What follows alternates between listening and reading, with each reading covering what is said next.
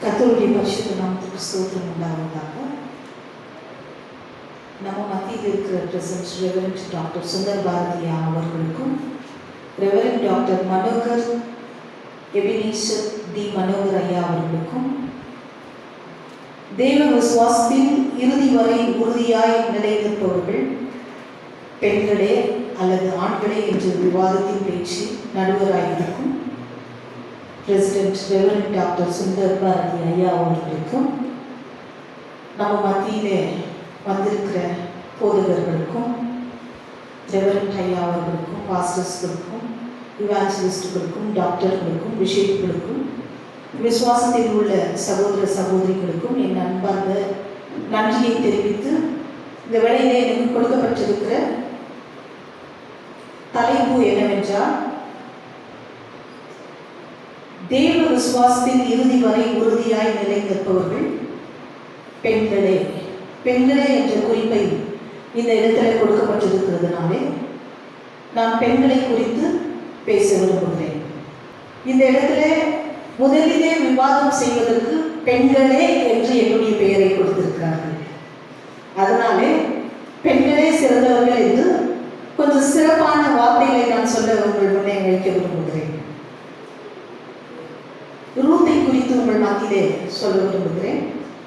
நாம் இந்த இடத்துல அநேக போதகர்கள், ரெவரண்ட்கள், டாக்டர்கள், பிஷப்கள் இருக்கிறதுனாலே நீங்கள் தினந்தோறும் தேவ செய்தியை பகிர்ந்து கொண்டு இருக்கிறீர்கள்.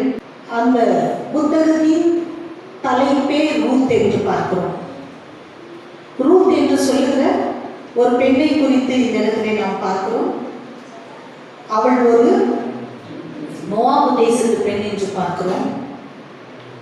மோவாபு தேசத்து பெண்ணாய் இருந்தாலும் நகோமியோடு அவள் இணைந்து தன்னுடைய வாழ்க்கையை அவள் இழந்துவிட்டாலும் தன்னுடைய மாமியாகிய நகோமியை விட்டு அவள் பிரிவதற்கு மனமில்லாமல் அவள் சொல்லுகிற சில வார்த்தைகளை நாம் பார்ப்போம். ரூத்தோ அவளை விடாமல் பற்றி கொண்டிருந்தாள். அவளை விடாமல் பற்றி கொண்டிருந்தாள் என்ற இடத்திலே, அந்த இடத்துல நாம் தேவனுடைய பெயரை நாம் போற்றுக்கொள்வோம். அவள் தேவனை விட்டு விடாமல் பின்தொடர்ந்தாள் என்று நாம் பார்க்கலாம். ரூத் புஸ்தகத்திலே 1வது அதிகாரம் 16, 17வது வசனத்தை நீங்கள் எடுப்பீர்களானால் அதை நாம் பார்ப்போம். ரூத் புஸ்தகத்திலே 16, 17வது வசனத்தை 1ஆம் அதிகாரத்திலே, அதற்கு ரூத், நான் உம்மை பின்பற்றாமல் உம்மை விட்டு திரும்பி போவதை குறித்து என்னோடு பேச வேண்டாம். நீர் போகும் இடத்திற்கு நானும் வருவேன், நீ தங்கும் இடத்திலே நானும் தங்குவேன். உம்முடைய ஜனம் என்னுடைய ஜனம், உம்முடைய தேவன் என்னுடைய தேவன். நீர் மரணம் அடையும் இடத்திலே நானும் மரணம் அடைந்து அங்கே அடக்கம் பண்ணப்படுவேன். பாருங்க, இப்படிப்பட்ட ஒரு மகத்தான ஒரு பெண்ணை நாம் காண முடியுமா? அவள் வேறு தேசத்தை சார்ந்தவள், ஒரு பெண்ணாக தன்னுடைய வாழ்க்கையை இழந்தவள். வாழ்க்கையை இழந்துவிட்டு நாம் பிராக்டிக்கலாக பார்க்க வேண்டும் என்றால், இந்தியா தேசத்தில் இருக்கிற நாம் எந்த பெண்ணையாவது நாம் திருமணம் கொடுத்து அனுப்பினோமானால், அவர்களுக்கு குழந்தை பிறக்காமல் அவருடைய கணவன் இறந்துவிட்டால் எப்படியாகிலும் அவருடைய உறவினர்கள் என்ன செய்வார்கள் என்று பார்க்கிறோம். அவர்கள் தன் சொந்த நாட்டிற்கு, சொந்த இடத்திற்கு திரும்புவதை நாம் பார்க்கிறோம். அவள் திரும்பி போகுவதற்கு அவள் மனமில்லாமல் அவள் உறுதியாய் இருக்கிற அந்த விஷயத்தை நாம் பார்க்கிறோம். இதன் மூலமாக நாம் என்ன தெரிந்து கொள்கிறோம் என்று பார்ப்போமானால், அவள் தேவ விசுவாசத்திலே இறுதி வரை உறுதியாய் நிலை நிற்கிறாள் என்று பார்க்கிறோம். இன்னொரு நபரை உங்கள் மத்தியிலே வைக்க விரும்புகிறேன். தேவனால் தேர்ந்தெடுக்கப்பட்ட தீர்க்க தரிசியாய் இருக்கிறார் மற்றும் நியாயாதிபதியாய் இருக்கிறார். இஸ்ரவேலை நியாயம் விசாரிப்பதற்காக கர்த்தரே அவளை நியமித்தார் என்று நாம் பார்க்கிறோம். அப்படியாக பார்க்கும் பொழுது பெண்களுடைய மகத்தான காரியத்தை கர்த்தர் அறிந்திருந்தபடியினாலே பெண்களை ஆண்டவர் அப்படியாக ஊழியத்திலே அழைத்தார் என்று பார்க்கிறோம். மற்றும் லேயாளை குறித்து பார்க்கிறோம் வேத வசனத்திலே. ஆதிகாமத்திலே 29ஆம் அதிகாரம் 31வது வசனத்திலே அவள் எல்லா நாளும் அவள் மிகவும் கேவலமாக அவளை அற்பமாக எண்ணினார்கள் என்று பார்க்கிறோம். அற்பமாக எண்ணப்பட்ட லேயாவை கர்த்தர் அவளை கண்டதினாலே, அவள் மீது மனதுருகினாலே, அவளை நிலத்தருந்தினாலே அநேக கோத்திரங்களுக்கு அவள் தாயாய் மாறுகிறாள் என்று பார்க்கிறோம். அப்படியாக பெண்களுடைய மேன்மையினாலே அவள் கர்த்தர் இப்படியாக என்னை மேன்மைப்படுத்தினார் என்று சொல்லி அவள் இறுதி வரை உறுதியாய் கர்த்தரிடத்திலே இருந்தாள் என்று பார்க்கிறோம். அன்னாளை பார்க்கிறோம். 1 சாமுவேல் புஸ்தகத்திலே பார்க்கிறோம். அன்னாளின் கண்ணீர் ஜெபத்தினாலும் ஜெபத்தின் வெற்றியையும் நாம் காணுகிறோம். அவள் ஜெபத்திலே உறுதியாய் இருந்தால் அந்த ஜெபத்திலே ஆண்டவரிடத்திலே அவள் சொன்னது இப்படியாக, ஆண்டவரே எனக்கு ஒரு ஆண் பிள்ளையை தருவீரானால் அதை உமக்கே ஒப்பு கொடுப்பேன் என்று சொல்லி அவள் சொன்ன அந்த வார்த்தையிலே அவள் உறுதியாய் இருந்தாள் என்று நாம் பார்க்கிறோம். அவள் தேவனிடத்திலே உறுதியாய் இருந்தபடினாலே அவள் ஒரு ஆண் குழந்தையை பெற்றிருக்கிறாள். அந்த பிள்ளையை கர்த்தருக்கென்றே கொடுக்கிறாள் என்று பார்க்கிறார். அதனால பெண்கள் மிகவும் உயர்ந்தவர்களே என்று நான் சொல்லுவேன். இன்னொரு நபரை குறித்து சொல்ல விரும்புகிறேன். எஸ்தரை குறித்து உங்கள் மத்தியிலே சொல்ல விரும்புகிறேன். எஸ்தர் ஒரு அடிமை பெண்ணாய் இருக்கிறார். கர்த்தரின் கண்களாலே கிருபை பெற்றவளாய் இருந்தபடினாலே சூசான் அரண்மனையிலே அகாஸ்வேரு ராஜாவுக்கு மனைவியாக, அதாவது ராணியாக கர்த்தர் மாற்றுகிறார். யூதர்களுக்கு ஒரு ஆபத்து காலம் நெருங்கியது என்று சொல்லும் பொழுது அந்த ஆபத்து நேரத்திலே அவளுக்கு அறிவிக்கும் பொழுது உபவாசத்தோடும் ஜெபத்தோடும் ராஜாவுக்கு முன்பாக சென்று தன்னை அர்ப்பணித்து கடைசி வரை தன்னுடைய காரியத்தை உறுதியாய் அவள் நிலை நிற்கும்படியாக அந்த இடத்திலே அவள் வெற்றியை சிறக்கலாம் என்று பார்க்கிறோம். மற்றும் இன்னொரு நபரை உங்கள் மத்தியிலே நான் சுருக்கமாக வைக்க விரும்புகிறேன். மரியாதை குறித்து நாம் பார்ப்போம். இயேசுவின் தாய் மரியாள் செப்டம்பர் 8ஆம் தேதி 15 கிமுவிலே நசரேத் கலிலேயா என்ற ஊரிலே தந்தை யோவாக்கின் தாய் அன்னாள் என்பவர்களுக்கு பிறந்தார் என்று பார்க்கிறோம். யோசேப்புக்கு நிச்சயிக்கப்பட்டிருந்தார்கள் என்று பார்க்கிறோம். தூய ஆவியினாலே தம் கண்ணிமைக்கு எவ்வித பழுதும் ஏற்படாமல் இயேசுவை கருத்தாங்கினார் என்று பார்க்கிறோம். இறைவனின் தாய் என்று அந்த மகளுக்கு பெயர் பெறுகிறார் என்று பார்க்கிறோம். எத்தனையோ அவமானங்கள் நிந்தைகள் மத்தியிலே குழந்தையை பெற்றிருக்கிறார்கள் என்று பார்க்கிறோம். எத்தனையோ இடங்களிலே இடமாற்றப்படுகிறார்கள் என்று பார்க்கிறோம். குழந்தை இயேசுவை வளர்ப்பதற்காக அவர்கள் பாடுகளை அனுபவித்திருக்கலாம் என்று பார்க்கிறோம்.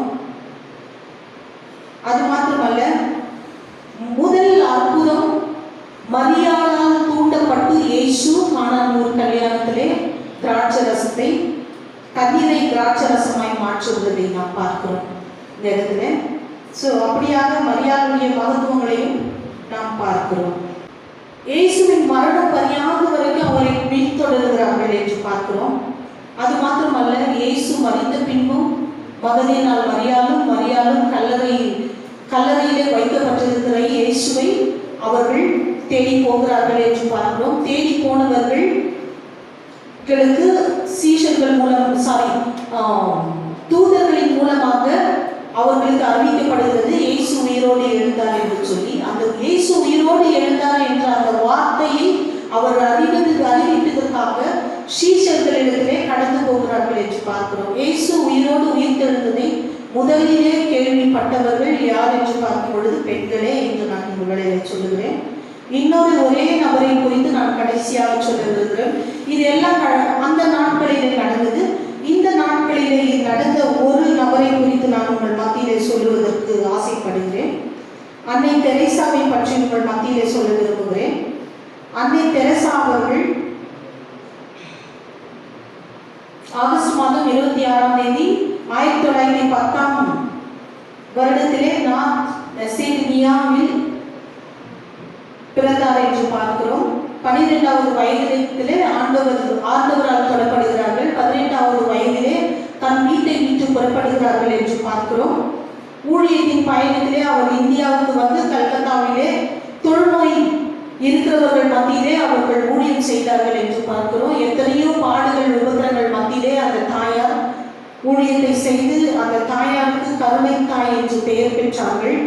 120 ஆனர் அண்ட் அவார்ட்ஸ்களை பெற்றார்கள் என்று பார்க்கிறோம். இறுதி வரை அவர் உறுதியாய் இயேசுவோடு பயணித்தபடியினாலே இன்று வரை அவர்களை குறித்து நாம் பேசுகிறோம் என்று உங்கள் மத்தியிலே பெண்களின் பெருமையை குறித்து உங்கள் மத்தியிலே எனக்கு சமயம் கொடுத்த ஐயா அவர்களுக்கு நன்றி செலுத்துகிறேன்.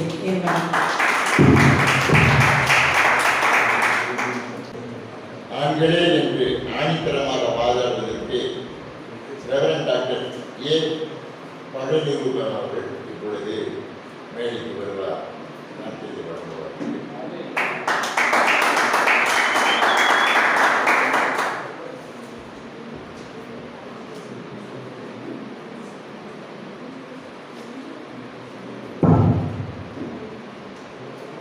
கர்த்தருடைய பரிசுத்த நாமத்திற்கு துதிக்க மகிமை உண்டாவதாக.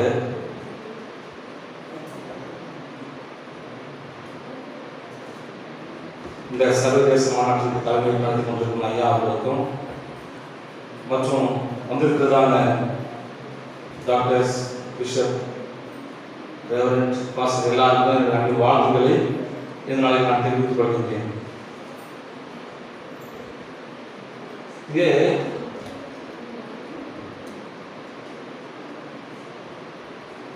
தேவ விசுவாசத்தில் இறுதி வரை உறுதியாய் நிலை நிற்பவர்கள்,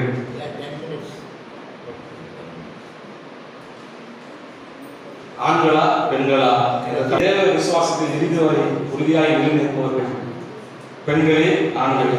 பெண்களே என்ற தலைப்பில் அருமை ரெவரண்ட் டாக்டர் கலைவாணி அவர்கள் பேசிட்டு சேர்ந்து அமர்ந்திருக்கிறார். இப்போ ஆண்களே என்ற தலைப்பில் தான் நான் இங்கே பேச வேண்டும். உங்களுக்கு எல்லாருக்குமே தெரியும், முதலாக இந்த உலகத்திலே பாவம் எப்படி வந்தது என்று சொல்லி. ஆனாலே பெண்ணாலே முதல் பாயிண்ட் அங்கே என்ன செய்யுது? ஆனாலையா?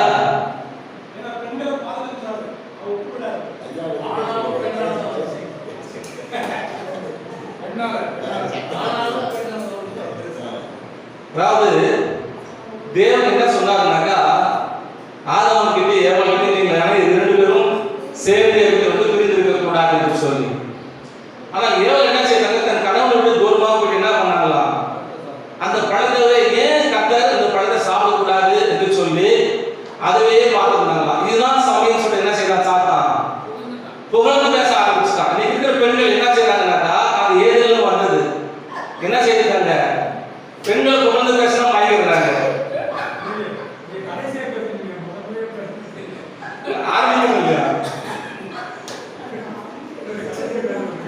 எனவே ஆண்கள் பெண்கள் என்பது ஆண் வந்து உரியதாக இருக்காரு. அந்த 10 நேரம் வரைக்கும் பழத்தை பெண் வந்து சாப்பிட்டு கணவன் கொடுக்கறது வரைக்கும் ஆண் உரியாக இருக்காரு. கர்த்தருடைய வார்த்தைக்கு இப்படிதான் நடந்து வந்தார். ஆனா பெண்கள் என்ன செஞ்சாங்க, போய் கர்த்தருக்கு விரோதமாக, கர்த்தர் சொன்ன வார்த்தைக்கு விரோதமாக ஒரு பழத்தை என்ன செஞ்சாங்க, சாப்பிட ஆரம்பித்தார்கள். ஒன்று. இரண்டாவது, யோபை வந்து நாம் பார்க்கிறோம். யோபு வந்து மிகவும் உறுதி வாய்ந்தவர், விசுவாசத்தில் உறுதியாக இருந்தார். ஆண்களை என்பதற்கு அந்த இறுதி வரை உறுதியாக இருந்தவர் விசுவாசத்தை யோபுக்கு நாம் சொல்லலாம். அவர் எவ்வளவு என்ன செய்யல, தன் விசுவாசத்துக்கு விலகி போகவே இல்லை. ஆனா அவங்க மனைவி தான் என்ன செய்தாங்க, பைத்தியக்கார மாதிரி என்ன செய்றீங்க, தேவனை தூஷித்து ஜீவனை விடு என்று சொன்னது யாரு, அந்த ஸ்திரீ தான். இதை குறித்து நாம் யோபு 2ஆம் அதிகாரம் 9ஆம் வசனம் மிக தெளிவாக நாம் வாசிக்கலாம். யோபு என்ன செய்யல, விட்டு பின்வாங்கி போகவே இல்லை. உயிரே போனாலும் பரவாயில்ல, நம்ம என்ன செய்யணும், கடவுளுக்காக உறுதியோடு தான் இருக்க வேண்டும் என்று சொல்லி அங்கே சொல்லுகிறப்பா, இது உறுதியோடு இருந்ததை நாம் பார்க்கிறோம். அதுக்கடுத்து ஆபிரகாம் என்ன செய்யறாரு, 20ஆம் அதிகாரம் 12ஆம் வசனம் என்ன சொல்லுகிறது,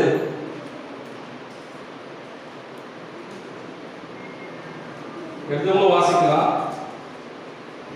ஆபிரகாமுடைய மனைவியாக சாராள் நிமித்தம் கர்த்தர் அபிமெலேக்குடைய வீட்டாரின் கர்ப்பங்கள் எல்லாம் அடைத்திருந்தபடியால் என்று சொல்லுகிறது வேதம். அங்கு ஆபிரகாமுடைய மனைவியாக சாராள் நிமித்தம் என்ன செய்யறாங்க, எல்லாருடைய கர்ப்பங்களையும் அங்கே அடைத்து போட்டார். அப்ப எல்லாருடைய கர்ப்பங்களும் அடைபடுவதற்கு காரணம் யார்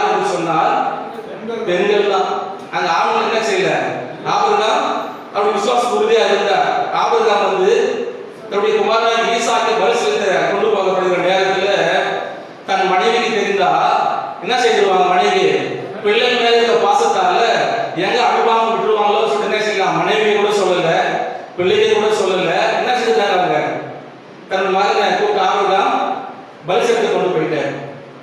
அதுல ஒரு விசுவாசம் உறுதியோடு இருந்தார் இறுதி வரை. கத்தி எடுத்து ஓதுறாரு, அப்பதானே செய்த ஒரு சத்தம் கேட்குது, ஆபிரகாமே ஆபிரகாமே உன் பிள்ளைகள் மேல நீ கை போடாத. உடனே திருப்பி பார்த்தா ஒரு ஆட்டுக்குட்டி இருக்குது, அந்த ஆட்டை என்ன செய்யறாரு? அப்போ கடைசி வரைக்கும் உறுதியா இருக்கிற விசுவாசம் உறுதியா இருக்கிறவர் யாருன்னு சொன்னால் ஆபிரகாம். அவருடைய பிள்ளையான ஈசாக்கு என்ன செய்யறாருனாக்கா, அப்ப தகவல் வந்து கேட்கிறாரு ஆபிரகாம் கிட்ட, அப்பா பலி செலுத்துறதுக்கு எல்லாமே தயாரா இருக்கு, பலியாடு எங்கப்பா அப்படின்னு சொல்லி கேட்கும்போது கர்த்தர் பார்த்து வந்து கூட்டு போயிட்டாரு. கடைசியில் பலி பீடமெல்லாம் கட்டி முடிச்சுட்டு இருப்பாரு, நீதாப்பா பலி உன்னதான் பலி செலுத்த போற, நீ போய் படுமணி என்ன செஞ்சாரு? ஈசாக்கு எந்த விதமான கேள்வியும் கேட்கல, அங்கதான் என்ன செஞ்சாரு? போயிட்டு அவர் படுக்க ஆரம்பிச்சிட்டார், பலி தண்ணி ஒப்பு கொடுக்கலாம் அப்படின்னு சொல்லிட்டு. அப்போ ஈசாக்கு கூட நாம பார்க்கிறோம், இறுதியோடு என்ன செய்யறது? அவருக்கு விசுவாசத்திலே உறுதியோடு கூட இருந்தவர் ஈசாக்கு என்று சொல்லி இங்கே நாம் பார்க்கிறோம். சாலமோன் மிகப்பெரிய ஒரு ராஜா, அதுபோல ராஜா முன்னே இருந்தபடி பிறகு போறதே இல்லை. திரளான ஐஸ்வர்யம் இருந்தது. அவர் கட்டத்தை கேட்டாரு, ஞானத்தை கேட்டாரு, கட்ட ஞானத்தோடு எல்லாவற்றையும் கொடுத்தார். தாவீது என்ன செய்யல? ஆலயத்தை கட்டுவதற்கு எல்லாத்தையும் ஆயத்தப்படுத்தினார். ஆனா தாவீது கட்டல, அவருடைய முதல்வனாகிய சாலமோன் தேவனுடைய ஆலயத்தை கட்டுகிறார். கட்டின பிற்பாடு எந்த இடத்துல ஒரு ஆலயத்தை கட்டினாரோ அதுக்கு எதிரான மலையிலேயே என்ன செய்தாரு? விக்கிரகத்துக்கு ஒரு கோயில் கட்டினார், பாகாலுக்கு ஒரு கோயில் கட்டினார். காரணம் ஏன்னாக்கா, எத்தனை கொண்டாட்டி அவருக்கு? 7 கொண்டாட்டி 300 வப்பாட்டி. அந்த மனைவிய அவருடைய இருதயத்தில் சாய பண்ணினார்கள், இழைக்க பண்ணினார்கள். அதனால அவர் என்ன செய்தாரு? மனைவி நிமித்தமாக அவர் இடத்தில் விழுந்து போனார் என்று சொல்லி நாம் பார்க்கிறோம். அப்ப எல்லாருடைய வீழ்ச்சிக்கும் காரணம் யார் என்று சொல்லி வேறு மிக தெளிவாக சொல்லுகிறது என்று சொன்னால் பெண்கள் தான். ஆண்கள் விசுவாசத்திலேயும் சரி மற்ற எல்லா காரியத்திலையும் சரி என்ன செய்வாங்க? உறுதியோடு இருப்பதை நாம் பார்க்கிறோம். விசுவாசப்பட்டில்லாத எபிரேயர் 11ஆம் அதிகாரத்தை வாசிக்கும் போது எத்தனை பெண்கள் அங்கே இருக்கிறத நம்ம பார்க்கிறோம்? நிறைய ஆண்கள் தான் இருக்கிறாங்க. அது அன்னைக்கு மாத்திரம் அல்ல, அருள் சகோதரி அருமையான தெரேசா குறித்து சொன்னாங்க,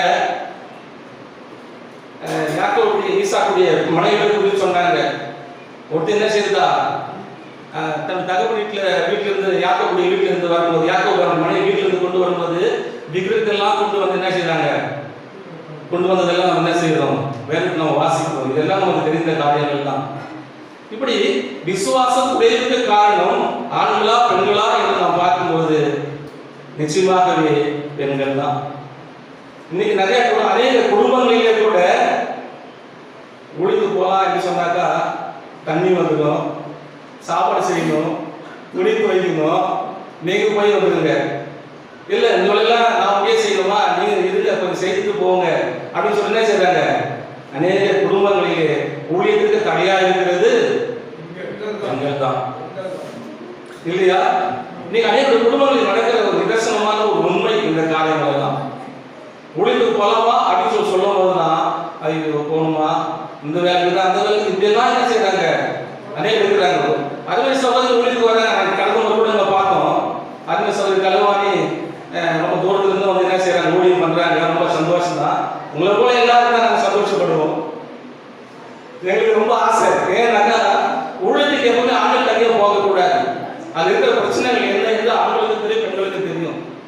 ஒரு குடும்ப ஒரு வீடு சந்திக்க போகிறதுன்னு சொன்னால் ஊழியக்காக ஆண்கள் தனியாக போக முடியாது, போகவும் கூடாது. அப்ப யாரும் துணை வேணும்? பெண்கள் துணை வேணும். ஆனா பெண்கள் என்ன செய்யறாங்க? அநேக நேரங்களில் அந்த ஊழியத்திற்கு தடையா இருக்கிறதை நாம் உணர்ந்து கொள்ளுகிறோம். இது என்னோட வாழ்க்கையிலிருந்து நான் இருக்கிற பகுதியில் நாம் பார்க்கிறது காரியமாக இருக்கிறது. எனவே நண்பான ஐயா நீதிபதியாளருக்கு என் அன்பான காரியத்தை நான் சொல்லிடுறேன். நீங்களும் ஆணா இருக்கீங்க, நிச்சயமா ஆண்டுதான் தீர்ப்பு சொல்லுவீங்க. நிச்சயமா நினைச்சேன். நான் நம்பிக்கையோடு கூட என்னுடைய உறவை நான் ஆண்களுக்காக ரொம்ப ரொம்ப அதிகமாக வாதாடினார். வலிமையான கருத்துக்களை வல்லமையோடு தெரிவித்து சொல்லி ஆண்களே பெண்கள் பின்வாங்குவார்கள், பிழை செய்வார்கள், ஆனால் ஆண்கள் அப்படி இல்லை என்று எல்லாரும் கூப்பிட்டார்கள். ஆதாம், யோபு, ஆபிரகாம் எல்லாரையும் அழைத்து தன்னுடைய கட்சிக்கு சாதகமாக பேசினார். அடுத்து அதை மறுத்து பேசுவதற்காக அருமையான தேவமகள் டாக்டர் மஞ்சுளா, ஏடியா மஞ்சுளா அவர்களை பேசும்படியாக எங்களே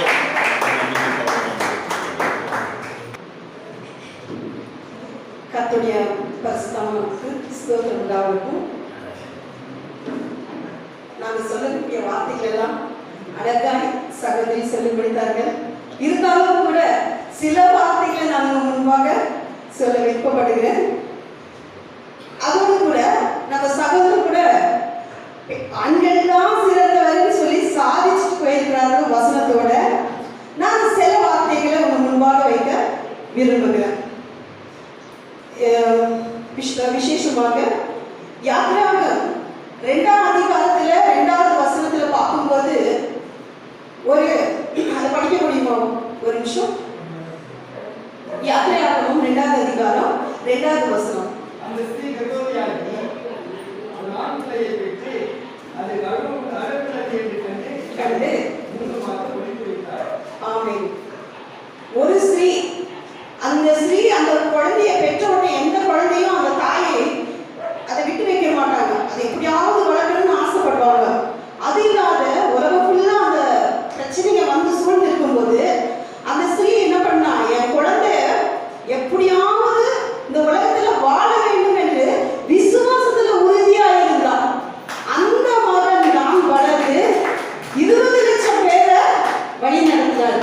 அவர் பேர் தான் மோசே. ஒரு ஆணுக்கு வேலையை செய்யல, பயந்து ஓடினார்கள்.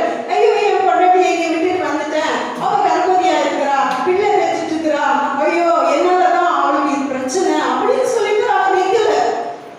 அவங்க பாட்டுக்கு பிரச்சனை வந்த உடனே தலை கொடுத்தோ இல்லை எப்படியோ ஓடி போயிட்டாங்க.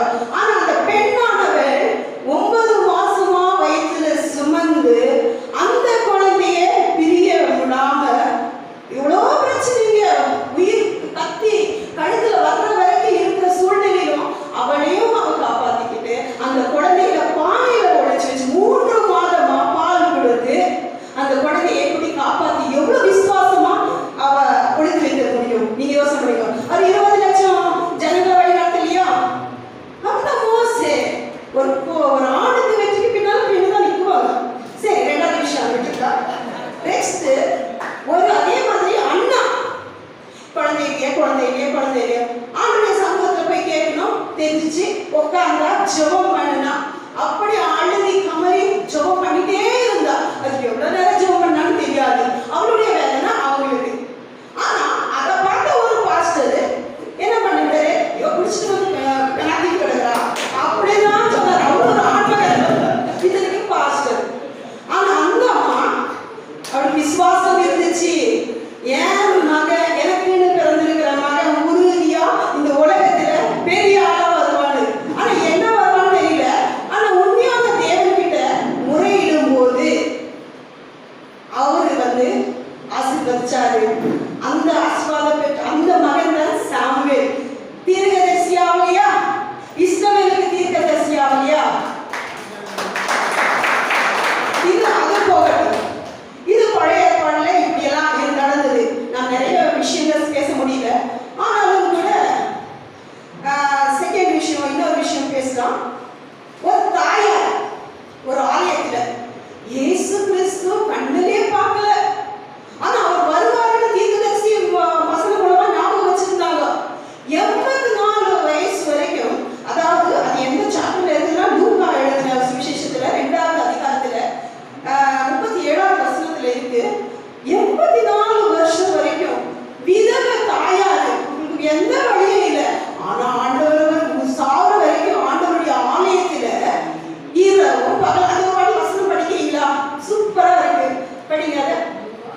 லூக்கா 2ஆம் அதிகாரம் 37வது வசனம்.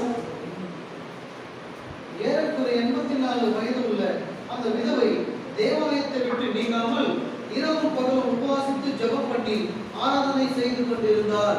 பாத்தீங்களா? இரவும் பகலும் ஆலயத்தை விட்டு நீங்காம உபவாசம். உபவாசத்துல சோதனை இல்லாம யாருக்காக? என் தேவனுக்காக. பிள்ளை பத்தி அவ யோசிக்கல, வாழ்க்கை பத்தி யோசிக்கல. அவருடைய வரலாறு கொஞ்சம் பார்த்தாக்கா கொஞ்ச நாள் தான் அவங்க ஹஸ்பண்டோட வாழ்ந்துருக்காங்க. மிச்ச நாளெல்லாம் ஆலயத்துல தான் அவங்க கழிச்சிருக்காங்க. ஆனா எதுக்காக? தேவனை நோக்கி பார்த்து அந்த ஆலயத்துல உறுதியாய் நிலைச்சிருந்தாங்க. இரவு பகலும் உபவாசித்து ஆண்டவருக்காக காத்திருந்தாங்க. அவங்க பெண்மணி தானே, இறுதி வரை விசுவாசம் நிலைக்கலையா? 84 வயதுன்னு சொன்னாலே பெரிய விஷயம். சரி, அது புதிய ஏற்பாடு விஷயத்துல. இன்னொரு விஷயத்துல சகோதரி ரொம்ப அழகா சொன்னாங்க மகதலேன் மரியாள் பத்தி. உங்களுக்கும் நல்லா பிடிக்கும்னு நினைக்கிறேன். எனக்கும் பிடிக்கும், ரொம்ப பிடிக்கும், ரொம்ப ரொம்ப பிடிக்கும். நான் சிறு வயதுல இருந்து மகதலேன் மரியாள் பத்தி ஓரளவுக்கு ஏதோ ரொம்ப பிடிக்கும். அந்த என்ன சொன்னா அவங்களுடைய விசுவாசம் ஏன் பிடிக்குதுன்னு சொன்னா அவங்களுடைய விசுவாசம் தேவனையே தரிசிக்க வச்சுச்சு ஸ்ட்ராங்கா. கல்லறையில நிறைய பேர் அவங்க இயேசுவாமி கூட மலை பிரசங்கத்துல அப்ப பிடிக்கிறதுல அப்புறமா எங்கெங்க காட்டேஜ் பிரேயர் இருந்துச்சோ, எந்தெந்த வீட்டுல பிரேயர் இருந்துச்சோ எல்லா இடத்துலயும் ஜனங்க போனாங்க வந்தாங்க, எல்லாம் கூட இருந்தாங்க, இவங்களும் இருந்தாங்க. ஆனா அந்த 12 சீஷரும் கர்த்தர சிலுவையில போடுற நேரத்துல மறந்தடிச்சுட்டு அவங்க பாட்டுக்கு போயிட்டாங்க. சிலுவையில போயிட்ட பிறகு அவர் தேடணும்னு அவங்களுக்கு தோணல.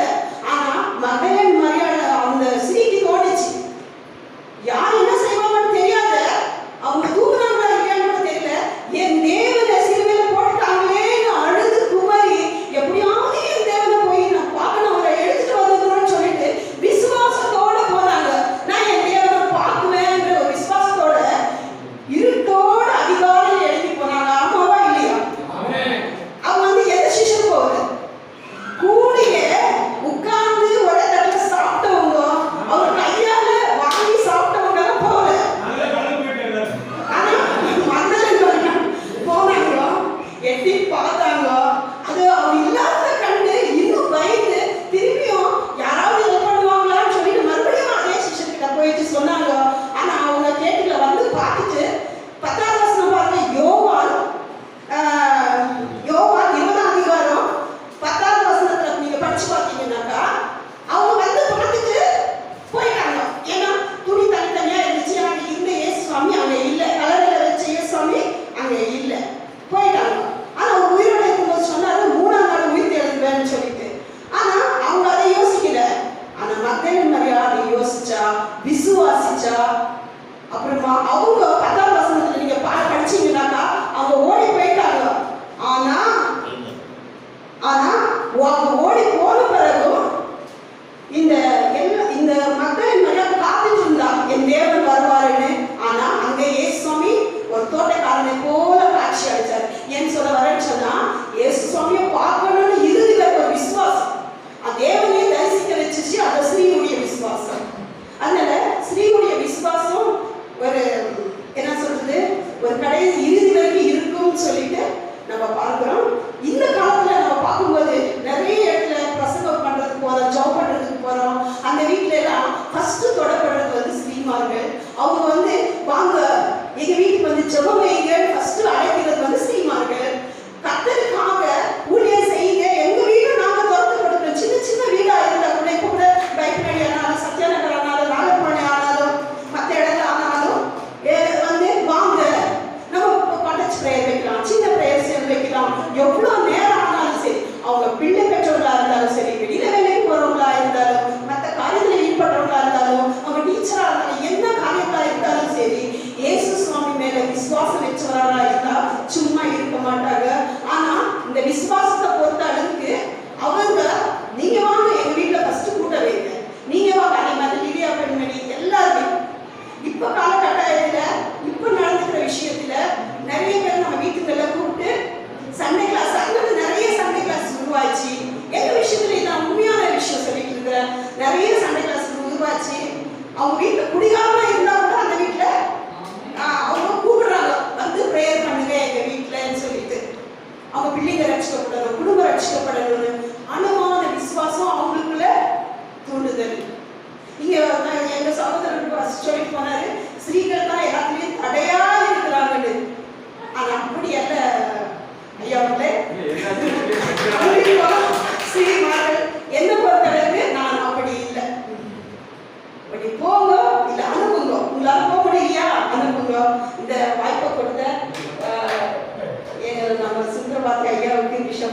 சொன்னதுக்கு உங்களுக்கு எல்லாருக்கும் நன்றி.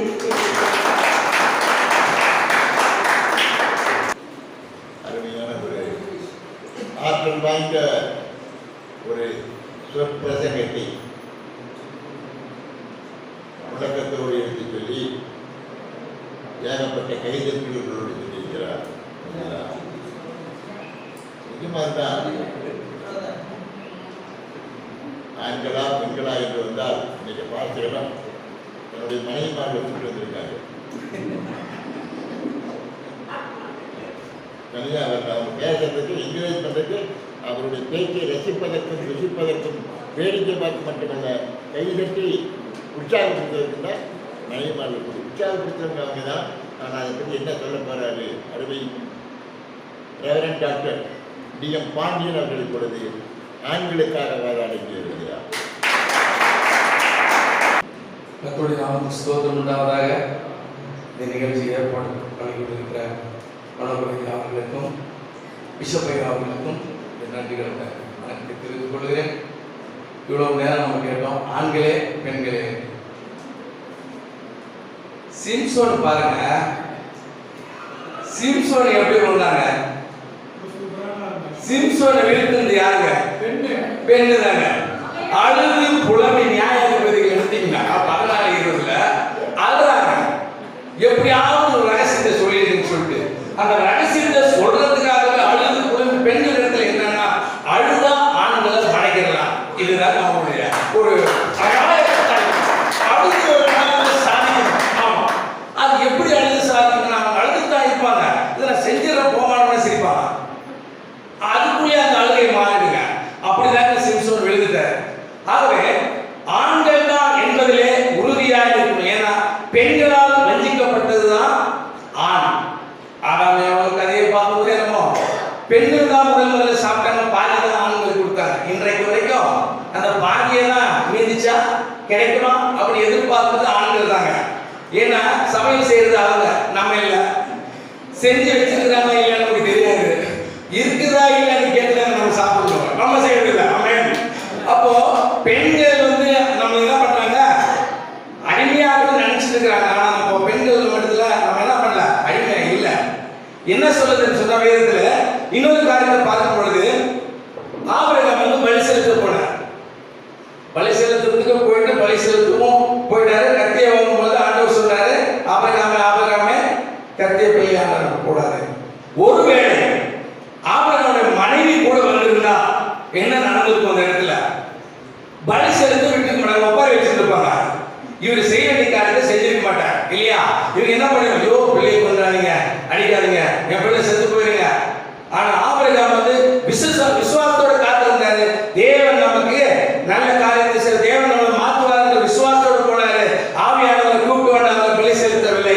ஆடு இருந்துச்சு, அதுக்கப்புறம் பலி செலுத்தினார். அதுக்கப்புறம் பாத்தீங்கன்னா சாலமோன் சொல்றாரு, நம்முடைய வாழ்க்கையில அநேக காரியங்களை பார்க்கும் பொழுது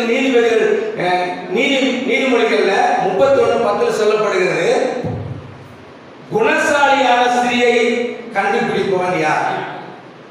முத்துக்களை கூட கண்டுபிடிச்சிடலாமா? குணசாலியான ஸ்திரியை கண்டுபிடிக்க முடியாது. ஏன்னா அவன் எந்த வகையில் நம்ம மடங்குறாங்கன்னே தெரியாது. இதுதான் கேட்டாங்க.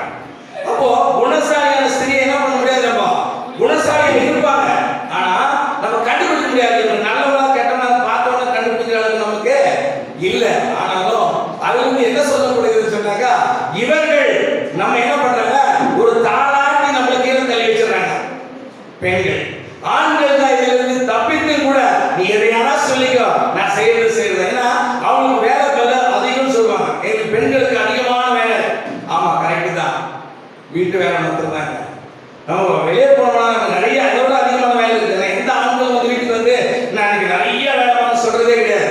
ஆனா வீட்டில் இருக்கிற பெண்களும் என்ன சொல்லுவாங்க, அதிகமான வேலை தான் சொல்லுவாங்க.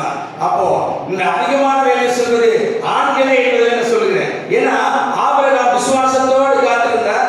175 வருஷம் உயிரோடு இருந்தார். மெத்துசாலா ஆண்டுடைய வல்லமையால 969 வருஷம் இவரோட விசுவாசத்தின் பாதையில நடத்தினார் என்று சொல்லப்படுகிறது. நம்முடைய வாழ்க்கையில கூட தேவன் நமக்கு கொடுக்கப்படுகிற அந்த ஆபேல் வந்து பலி செலுத்தும் போது கூட காயினை விட அதிகமாய் ஆபேல் பலி செலுத்தினார் என்று பார்க்கிறோம். விசுவாசத்தினால அந்த விசுவாசம் நம்பிக்கை அவனை உயர்த்தியது.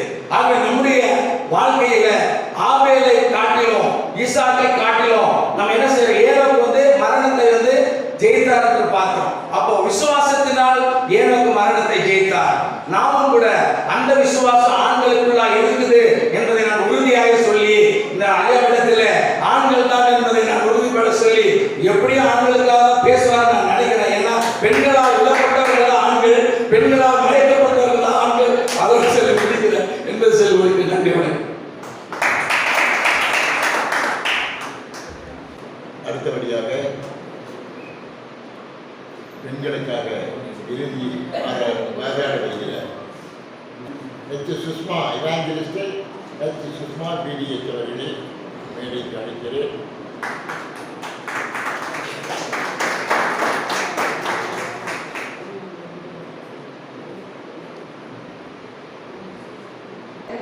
இந்த வாய்ப்புக்காக நான் ஆண்டவருக்கு நன்றி செலுத்துறேன்.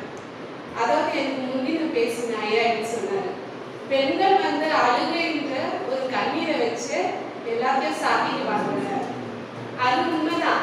ஆனாலும் ஒரு பெண் இல்லைன்னா அந்த இடத்துல என்ன நடக்கும்னு கொஞ்சமாவது நீங்க கற்பனை பண்ணி பாருங்க. நீங்க சொன்னீங்க பெண் விசுவாசம் கம்மி, அழுகு தெரியும், அழுகுது அவங்களுக்கு தெரியும், கிச்சன்ல வெறும் சமைக்கிறதா வேலை. நான் சொல்றேன், ஆண்டவர் ஆதியாகமத்துல இந்த உலகத்தை அழிக்கும் போது நோவாக்கு ஒரு வேலை கொடுத்தாரு. நோவாக்கு வேலை கட்ட சொன்னாருங்க. ஆனா அத்தனை மிருகங்களும் அத்தனை பறவைகளும் அங்க யார் அவங்களுக்கு கூட நின்று சப்போர்ட்டிவா இருந்து ஹெல்ப் பண்ணாங்க? நீங்களே சொல்லுங்க. நோவாவுடைய மனைவி அந்த இடத்துல இல்லைன்னா இதான் சொன்னீங்க, சிம்சோன் விழுந்து போனது ஒரு பெண்ணாலன்னு சொன்னீங்க. ஆனா நோவாவுடைய மனைவி அங்க இல்லைன்னா அந்த இடத்துல நோவானால அந்த வேலையை முடிச்சிருக்க முடியுங்களா? அப்போஸ்தலர் 12 அதிகாரத்துல ஒரு காரியம் நடக்குது. நம்முடைய பேதுரு ஐயா பிஷப் சிறைச்சாலையில அவர் அடைக்கப்பட்டிருக்கும் போது ஒரு கூட்டம் விசுவாசமா ஜெபம் பண்றாங்க. ஆண்டவரை நோக்கி ஊக்கமா ஜெபம் பண்றாங்க. சபையார், சகோதரர்கள், சிஷ்யர்கள் ஊக்கமா ஜெபம் பண்றாங்க. ஜெபம் பண்ணிட்டு பேதுரு வந்திருக்கிறான்னு கிச்சன்ல இருக்கிற அந்த ரோதை சகோதரி தான் நம்ம சொல்றாங்க. விசுவாசமே இல்லைங்க. இதை விட வேற பெரிய பெண்களால தான் உலகத்துக்கு பாவம் வந்துச்சுன்னு முதல்ல சொன்ன ஐயா சொல்றாரு. ஏவாள் ஆதம் என்ன பண்ணிட்டாங்க? பலு கொடுத்து பாவத்துல விழ தள்ளினாங்க. ஆனாலும் எத்தனை பெண்களுடைய வளர்ச்சினால தான் ஊழியர்களாய் நம்ம சகோதரர்கள் நின்று கொண்டிருக்காங்கன்னு இந்த நாள் நம்ம பார்க்கணும். வேதத்திலேயே ரொம்ப வைராக்கியமான புதிய ஏற்பாட்டுல அதுவும் நம்ம யோவான் ஸ்நானங்களை பிடிக்காத ஆளே இருக்காது பாருங்க. அவ்வளோ ஒரு ஆவிக்குரிய விஷயத்துல, தேவனுடைய விஷயத்துல பயங்கர வைராக்கியம் உள்ள ஒரு யோவான் ஸ்நானகன். அந்த யோவான் ஸ்நானகனுடைய அம்மா தான் எலிசபெத்.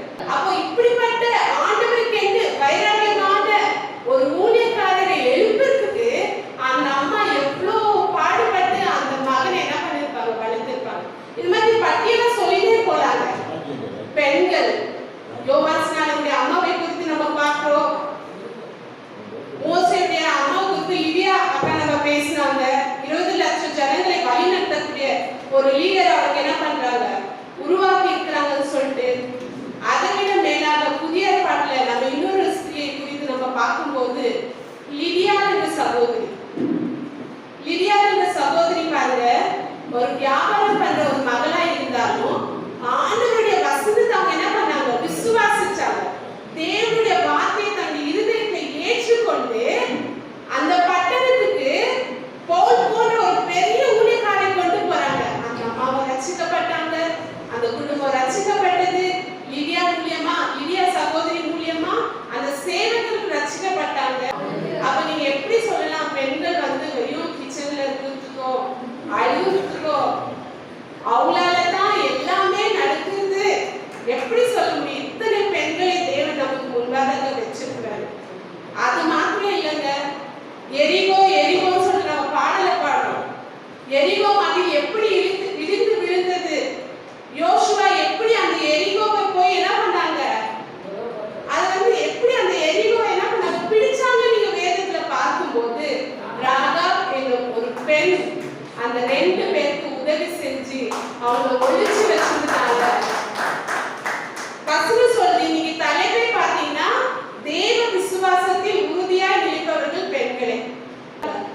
விசுவாசத்துல கடைசி வரைக்கும் உறுதியா நிற்பது பெண்களே பெண்களே பெண்களே என்று நான் எனக்கு கொடுத்த வாய்ப்புக்கு ஆண்டுக்கு கோடி நன்றி செலுத்துகிறேன். ஆண்களுக்காக வாதாட ஒரு ஆண்மகன் வருகிறார். ரொம்ப அருமையாக பேசி போயிட்டாங்க நம்ம சகோதரிகள்லாம். எப்பவுமே எல்லாவற்றிலும் சிறந்தவர் சிறந்தவர் சிறந்தவர்கள் என்று சொல்லிட்டாங்க. ஆனா நான் ஒரு காரியத்தை சொல்லுறேன், பாவத்தில் விழுவதற்கும் மிக சிறந்தவர்கள். ஹல்லேலூயா.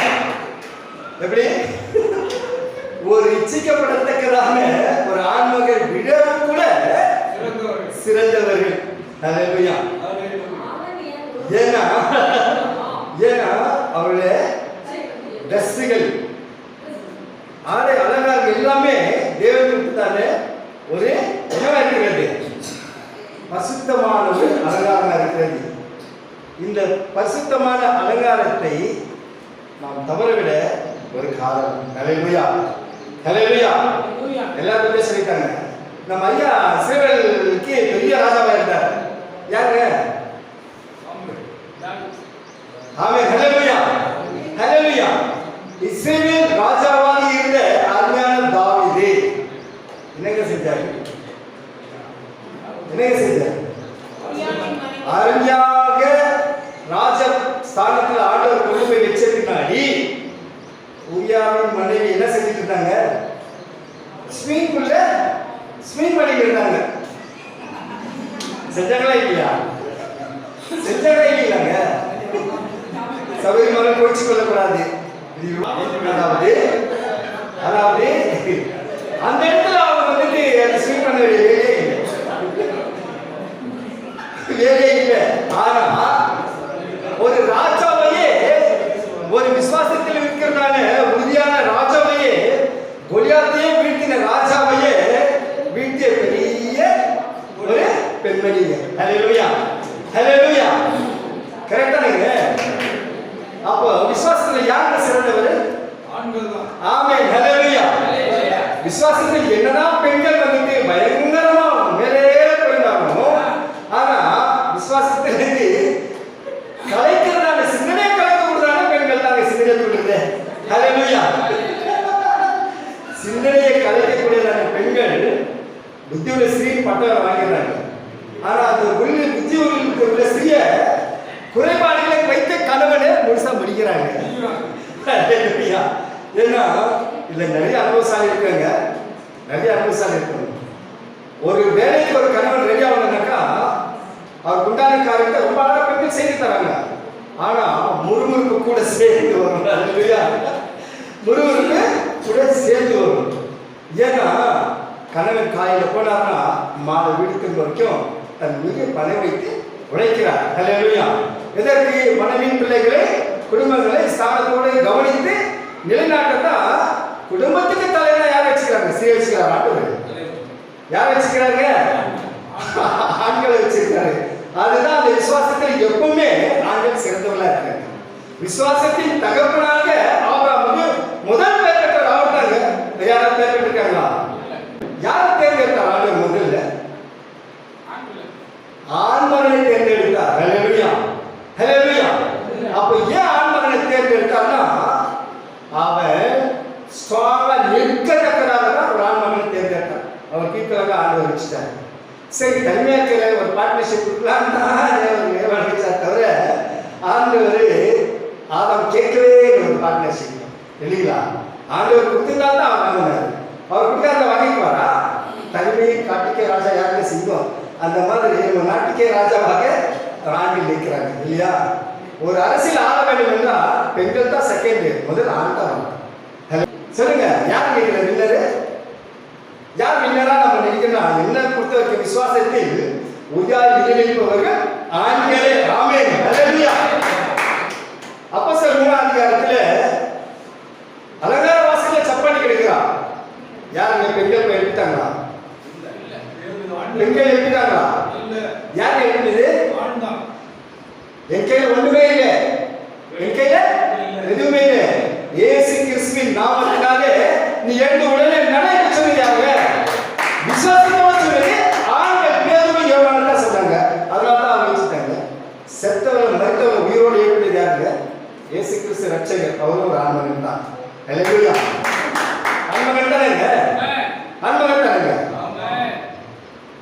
லாசரு மரித்த பின்னாடி அக்கா தங்கச்சி 2 பேரும் என்ன சொல்றாரு?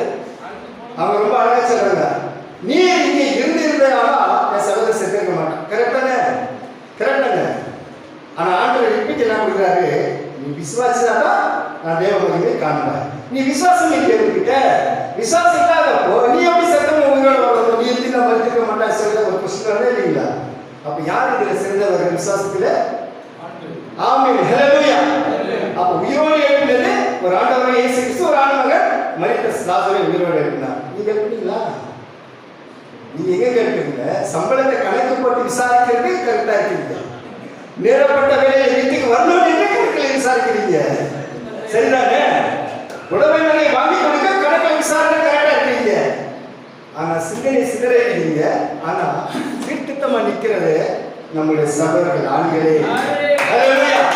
ஆண்களே, உழைப்பதற்கும் ஊதியம் தருவதற்கும் உயர்வை கொண்டு வந்ததற்கும் ஆண்டவராகிய இயேசு கிறிஸ்து குடும்பத்துக்கு தலையாக வைத்திருக்கார் ஆண் மகனே. நம்ம அருமையான சகோதரர் சொன்னாங்க, ஒரு ஆண் மகனுக்கு பின்னாடி பேர் பண்ணி பெண்ணே நல்லது நல்லது. அந்த பேர் பண்ணி தெரியுமா? கீழே முடிச்சா முடிச்சுவாங்க. கீழே சாட்சி முடிக்கிறதுக்கு தாங்க பேர் பண்ணு. சிறந்து வருவதற்கு செகண்டாக முடிக்கிறதுக்கு ஒரு ஆண் மகனை தலை தூக்குவதும் தலையை நிமிர வைக்கிறதும் ஒரு பெண் கையில் இருக்குது.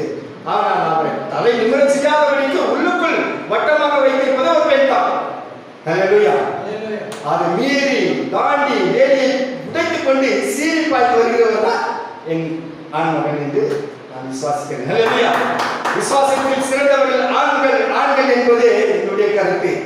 ஆரம்பித்தவரே முடிக்க வேண்டியது. முதல்ல இதை வீரதண்டம் ஆரம்பிச்சவங்க என்னதான் நீங்கள் வாங்க. கரெக்டாக 3 நிமிஷம் அதுக்கு மேலே டைம் இல்லை. 3 நிமிஷம் சுருக்கமாக பேசிட்டு நல்லா இருக்கும். யாரு முழு கவனத்தோடு இங்கே பாருங்க. ஹல்லேலூயா.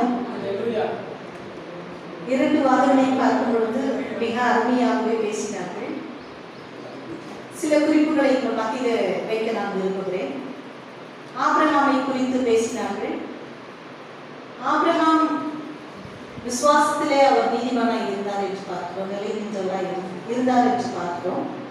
ஆனாலும் ஆண்டவர் அவரிடத்துல பேசும்போது அவருக்கு ஆண்டவர் ஒரு வார்த்தையை தருகிறார். உன் மனைவியாகிய சாரால் என்ன சொல்லுகிறாரோ அதை கேள் என்றார்.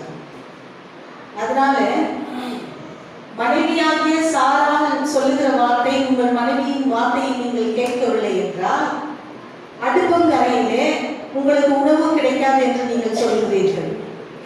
அது கிடைக்குமா? கிடைக்காது. ஆனால் நீங்கள் ஏதோ ஒரு பெண்மணிகளை மாத்திரமே பார்க்கிறீர்கள். அநேக பெண்களை பார்க்கும் பொழுது உண்மையாகவே நாம் பார்க்கும் பொழுது எத்தனையோ பெண்கள் குடும்பங்களிலே அவர்களுக்கு இருக்கிறதோ இல்லையோ முதல்ல கணவனுக்கு போட்டு அந்த கணவன் அவர் உணவு அருந்தி மிச்சம் வைக்கிறதை சாப்பிடுகிற பெண்கள் அநேகர் உண்டு. பிள்ளைகளுக்காகவும் குடும்பத்திற்காகவும் தன் வாழ்க்கையை தியாகிக்கிற அநேக பெண்கள் உண்டு. நீங்கள் ஏதோ ஒரு பெண்களை கண்டுபிடிங்க, அப்படியாக எடை போடக்கூடாது. மற்றும் சிம்சோனை குறித்து சொன்னீர்கள். சிம்சோனை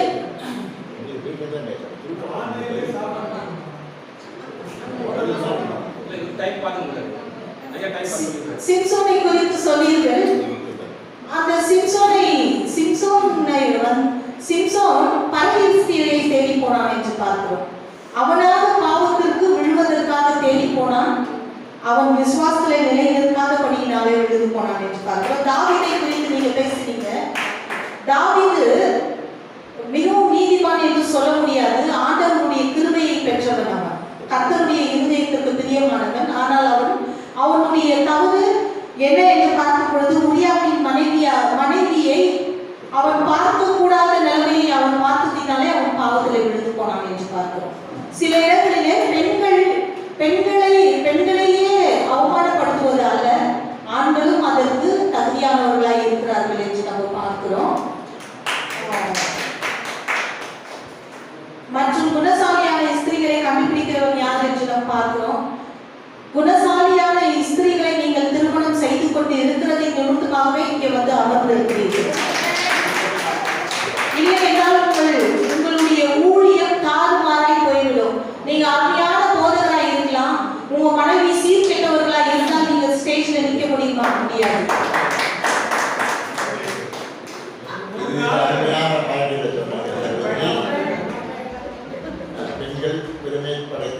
அளவுக்கு வார்த்தைகளை அழகாக வழங்கினார்.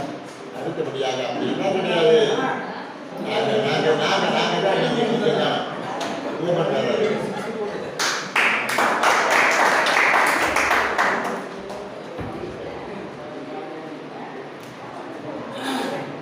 மறுபடியுமாக கர்த்தருடைய நாமத்துக்கு மகிமை உண்டாவதாக. அருமை சகோதரி மோசேவை பற்றி சொன்னாங்க, மோசேவுடைய தாயை பற்றி சொன்னாங்க. மோசேவுடைய தாய் தன்னுடைய பிள்ளையே காசு வாங்கி பால் கொடுத்தவங்க. உண்மையா இல்லையா?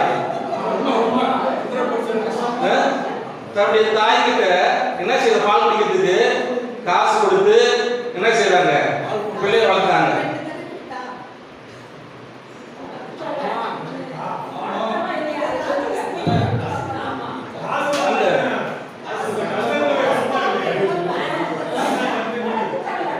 பால் வந்து காசு வாங்கினவங்க தாய், மோசடி தாய். பிள்ளை வளர்ப்பதுக்கு என்ன செய்தாங்க? அது மாத்திரமல்ல, 3 மாசம் ஒழிச்சு வச்சாங்க. அதுக்கு மேல பிள்ளைய கொண்டு போய் எங்க விட்டாங்க? ஆத்துல விட்டாங்க, நெட்டாத்துல விட்டாங்க பிள்ளைய. ஆனா அந்த ஆன்மகன் தான் 20 லட்சம் பேர் வழி நடக்கிறது இல்லையா? மீரியாம் மோசேயுடைய சகோதரி. ஏங்க கஷ்டம் வந்துச்சு? மோசே விரோதமாக தேவ விரோதமாக முறுமுறுத்ததுனாலதான் குஷ்டம் அங்கே வந்தது. அடுத்ததாக 1 சாமுவேல் 1ஆம் அதிகாரம் 17ஆம் வசனம் வாசிக்கும் போது, ஏலி சொன்னாலும் கூட ஏலி தாத்தா தான், ஏலி தீர்க்கதரிசி தான் வாழ்த்தி அனுப்புறாரு இல்லையா? அதுக்காக தான் குழந்தை என்ன செய்யுது, பிறப்பதை நாம் பார்க்கிறோம். அதே போல நோவா பேழையை கட்டினார். நோவாவுடைய மலையாள வேலை செய்யல, கூலிக்கார வச்சு தான் வேலை செய்தாரு. எத்தனை வருஷம் பிரசங்கம் பண்ணாரு? 120 வருஷம் பிரசங்கம் பண்ணாரு. அந்த பேழையை உண்டாக்குனாங்க. அவரும் மனம் திரும்பல, யாரும் மனம் நோவாவுடைய அந்த விசுவாசத்தினால தான் 8 பேர் ரட்சிக்கப்பட்டாங்க. தவிர அந்த 8 பேர் ஏற்பதனால நோவா ரட்சிக்கப்படவில்லை. புரோதர் வந்து எல்லாரும் ஜெபம் பண்ணியிருக்காங்க. ஆனா அந்த சகோதரி ஜெபம் பண்ணாது. யாரும் வராங்க போறாங்க, வழியில பார்த்துருந்தவங்க அவங்க இல்லையா? நான் வந்து பேசுறேன், நான் ஆண்கள் அப்படிதான் பேசுறேன். அவங்க மாடியில் தான் இருக்காங்க, மேல தான் இருக்காங்க. ஆனா என்ன செய்யலாம், அவங்க யாரும் வராங்க, அவங்க தான் பார்த்து சொன்னாங்க, ஜபத்தில் கலந்து கொள்ளுங்க, மற்றவங்க ஜபத்தில் கலந்துருந்தாங்க. யோவாஸ்நானன் அவர் எங்க வந்தாரு? எங்க வந்தாரு? மோசே யோவாஸ்நானன் வனாந்தரத்தில் வாழ்ந்தாங்க. தாய் இல்ல, தாயை கைவிட்டாங்க. எலிசபெத் வனாந்தரத்தில் காட்டு தேவையை என்ன செய்தாரு? வெட்டுக்களையும் அவர் சாப்பிட்டு வளர்ந்தவர் தான். ராஜா எங்க தங்க அடிச்சுவாங்களோ பயந்து என்ன செய்தாரு? அவங்களை காப்பாத்தினாங்க இல்லையா? போகும்போது அப்படின்னு சொல்லி அனுப்புறாங்க, நீங்க போய் என்ன செய்யுங்க, நீங்க ஒன்றும் செய்யலாதீங்க அப்படின்னு சொல்லி தான் அவங்க அனுப்புனாங்க. அதுக்கப்புறம் சாதாரண பேச்சை கேட்கணும், மனைவி பேச்சை கேட்கணும். மனைவி பேச்சை கேட்டதுனால தான் இன்னொரு சந்ததி, இஸ்ரவேல் சந்ததி உருவானது. சாதாரண பேச்சை கேட்டதுனால தான் இஸ்ரவேல் சந்ததி உருவானது. மனைவி பேச்சு கேட்கறது சந்ததி உருவாயிருக்காது.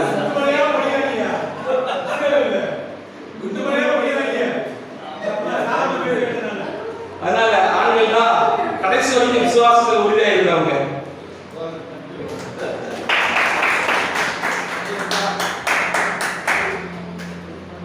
ஐயா சிங்கம் ஐயா, சிங்கம் ஐயா பேசுறீங்களா?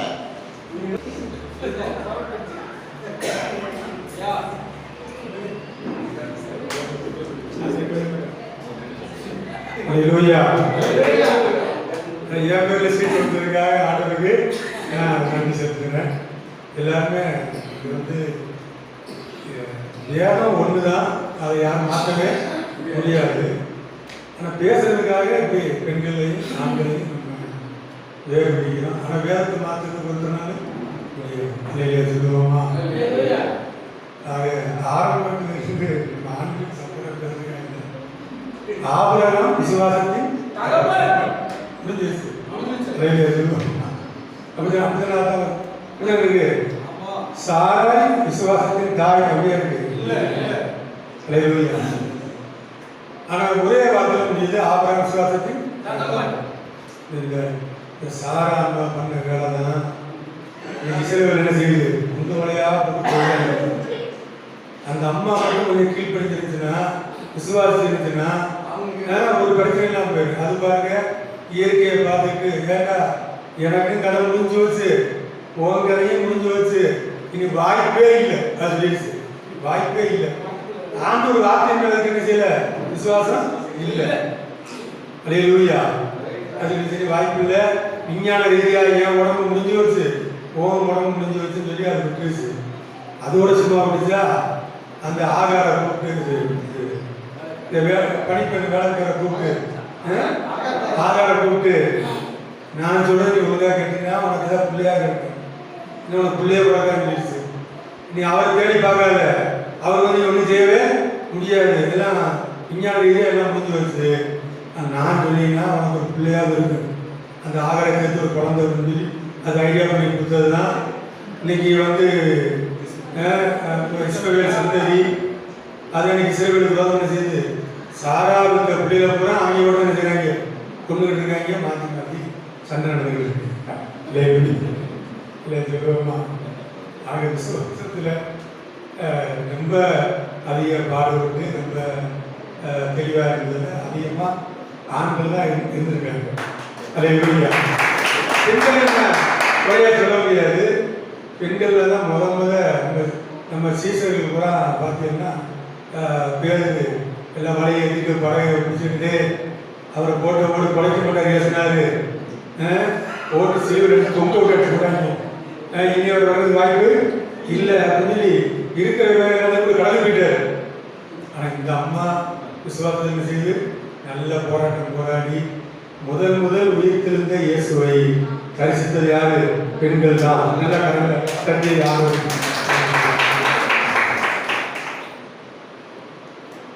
இந்த பெண்கள் என்ன செய்யணுங்களா?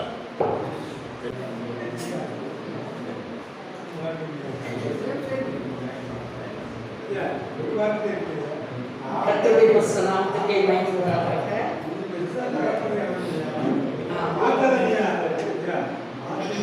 மோசேக்கு வளர்க்கறதுக்காண்டி தாய்ப்பாலுக்கு விலை பேசுறாங்கல்ல, இப்போ எல்லாருமே ஆண்கள் தான் விலை பேசிட்டு ஏதாவது பெண்கள் உதவி வாங்கணும்னா உதவி செய்ய சொன்னோம்னா என்ன செய்யறாங்க? தயவா இந்த செய்கிறியா வைக்கிறியா தாழ்மையா இருந்தா தானே இது பண்ணணும். தாய் ஒழிச்சு வச்சுருக்காங்க. 3 மாசம் என்ன செஞ்சுருக்கா? தைரியம் அவனுக்கு எப்படி இருந்துச்சு சொல்லுங்க?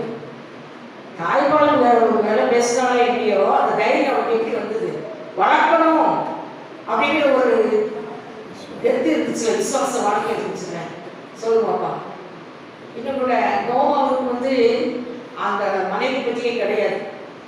ஆனாலும் கூட எந்த ஒரு வீட்டுக்கு கூட இன்னைக்கு வந்து எல்லாருமே பரம்பரம் தான் வந்திருக்கோம். நானும் கூட எங்கள் வீட்டுக்கார கூப்பிட்டு தான் வந்திருக்கேன். என்ன சொல்லிருக்கேன்? ஒரு பெண் இருந்தால் தான் தொட்டிலே ஆட்டுங்கள் தொழில் உலகையும் ஆட்டும். அன்னைக்கு ஆட்ட போய் தான் ராத்திரி தூங்காம ஒன்று தொடங்காம நோயாளி தாக்குமார உட்காந்து பார்த்துட்டாங்க. தாயில கண்ணீரோட உடம்பு ஜெயிச்சு போராடி விசுவாசத்துல அந்த மகனை ஊருக்கு இன்னைக்கு உங்களுக்கு முன்னாடி நிற்க வச்சுக்க அருமையான பிஷப்பையாவுக்கு அவங்க அம்மா என்ன பாடி வச்சிருப்பாங்கன்னு களி வச்சிருப்பாங்கன்னு தெரியும். அதை கேளுங்க. எத்தனை துணியாட ஆம்பளை வச்சுட்டு பொம்பளை ரத்த கனி வச்சு பிள்ளைய படிச்சு டாக்டர் ஆகும், IPS ஆகும், IAS ஆகும், மிஷினரிகளும் இன்னைக்கு கலந்துட்டே இருக்காங்க. கர்த்தருடைய விசுவாசத்தை மகிமை. இயேசு கிறிஸ்துவுக்கு பிரியமான அன்பு சகோதரர்களே சகோதரிகளே, இப்போ தெரிஞ்ச பட்டிமன்றத்தினுடைய மகிமை மாற்றி எவ்வளோ பெரிய எழுச்சி எல்லாம் பட்டிமன்றத்தில் தான். ஒருவர் எதிர்த்து வாதிடும் பொழுதுதான் அநேக உண்மைகள் வெளிச்சத்திற்கு வரும், குதிரைகள் வெளிச்சத்திற்கு வரும், விவேகம் வெளிச்சத்திற்கு வரும். நான் வந்து பொதுவாக தான் பேச போகிறேன். ஏன்னா ஒரு சார்பாக நிற்கிறேன். ஏன்னா ஆண்கள் எல்லாம் பாஸ்டர்கள், ரெவரண்டுகள், பிஷப் அத்தனை பேருமே இயேசுவின் பாதத்தை பிடித்துக் கொண்டிருக்கிறார்கள். ஆனால் அவங்க புண்ணியெல்லாம் கொண்டாடிட்டு மாட்டிட்டு யாராலும் அவங்க புண்ணியெல்லாம் அவங்க இருந்தார்கள். வீட்டுக்கு போவாங்க. இதை புண்ணியெல்லாம் அப்படின்ட்டு எல்லாம் ஊருக்கு போன பிறகு இப்போ இங்கே வந்திருக்கிறவருடைய மனைவிமார்கள் சாப்பாட்டை பரிமாறி கட்டத்தை வச்சு சாப்பாட்டை பரிமாறி முதல்ல புருஷன்கிட்ட கேட்பாங்க, ஏன் உண்மையாக சொல்லி ஆண்களா பெண்களா சொல்லுங்க. நீங்களா நிச்சயமா தான் நடக்கும். ஆனா அந்த கருத்துக்கள் நான் போவதில்லை. நடைமுறை வாழ்க்கை இதுதான். பிரியமானவர்களே, ஆக பழைய ஏற்பாட்டில் ஒரு நிகழ்ச்சி, புதிய ஏற்பாட்டில் ஒரு நிகழ்ச்சி மட்டும் நான் சுருக்கமாக சொல்ல. எல்லாரும் காலகாலமாக சொல்ற வார்த்தை, ஏவாள் பாவம் செய்தால். எல்லா ஏவா பரம்பரை தானே. ஏவாள் பாவம் செய்தால் நல்லா கவனிக்கணும். நான் ஆழமாக அதை பற்றி பேசியிருக்கேன், இப்போ சொல்றேன், நான் நல்லா கவனிக்கிறேன்.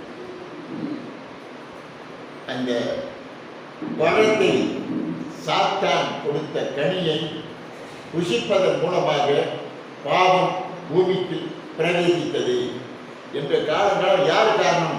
ஏவாள் தான் பழத்தை வாங்கினான், ஏமாந்து போய் வாங்கினான், சதியில் அகப்பட்டு வாங்கினான். நான் வந்து கேட்கிறேன், நல்லா கவனித்து பாருங்க. நீ இந்த கனியை, அந்த கனியை புசிக்கும் நாளிலே நீ சாகவே சாவாய் அப்படின்னு தேவன் சொன்னது யாருக்கிட்ட? ஆதாம் கிட்ட. அப்ப ஏவாள் உருவாயிருந்தாரா? அதுக்கு பிறகு அப்புறம் நான் வெத்தம் பிறகு ஏவாளே உருவாகிறான். இவன்தான் சொன்னது. இவன் வந்து வலியுறுத்தி வற்புறுத்தி ஆழமாக அவள் நெஞ்சிலே பதித்திருக்க வேண்டும். ஏமாதாலும் சொல்லிட்டு போயிட்டான். மட்டுமல்ல, சொன்னாத பெருமையா, அவனைத்தான் கர்த்தர் முதலிலே படைத்தார். எதிலிருந்து படைத்தார்? மண்ணை கொண்டு படைத்தார். அவன் எலும்பை கொண்டு ஏவாளை படைத்தார். அந்த மண்ணை எப்பொழுதும் களிமண்ணாகத்தான் பிசைந்து இஷ்டப்படி நாம் உருவாக்க முடியும். ஆனால் எலும்பை உடைக்க முடியாது. வலிமையானவர்கள் இன்றைக்கும் மன உறுதி ஆண்களுக்கா பெண்களுக்கா என்றால் பெண்களுக்கு தான் மன உறுதி. அதனாலதான் எலும்பு, இது மண்ணு, அது எலும்பு. மண்ணாக இருக்கிறவனா, எலும்பால் இருக்கிறவள் பெண். ஒரு பக்கமாக வேற உண்மையை சொல்லிட்டு வரேன். அதே போல கனியை சர்ப்பம் கொடுக்கிறது, ஏவாள் வாங்குகிறார்.